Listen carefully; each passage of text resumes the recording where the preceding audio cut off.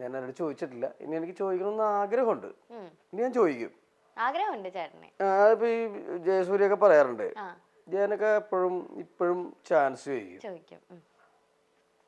നല്ല വേഷം കിട്ടാനായിട്ട് അവനൊക്കെ ഇപ്പോഴും ചാൻസ് ചോദിക്കില്ല സ്വഭാവം.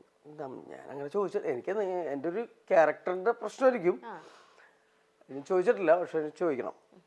നല്ല ആൾക്കാരോട് ഒരു വേഷം തരുമോ എന്നൊക്കെ ചോദിക്കണം. ഞാൻ ആദ്യമായിട്ട് ചാൻസ് ചോദിക്കണമെന്ന് വിചാരിച്ച 2-3 ഡയറക്ടർമാരുണ്ടാവുമല്ലോ. സത്യനന്ദിക്കാട്, ലാൽ ജോസ്, സിദ്ദിഖ് സാറ്, ഇങ്ങനെയൊക്കെ.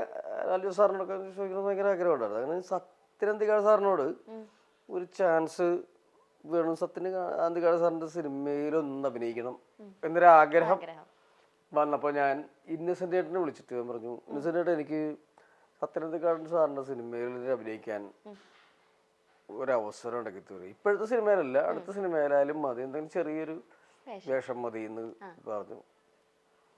അതിനെന്താ, നീ ഒരു കാര്യം ചെയ്യ്, സത്യൻ ആലപ്പുഴയിലുണ്ട്, നീ കാണുന്നു പറഞ്ഞു. അപ്പൊ ഞാൻ അതിനു വേണ്ടി എന്നൊക്കെ പറഞ്ഞൊരു പോക്ക് ഇല്ല.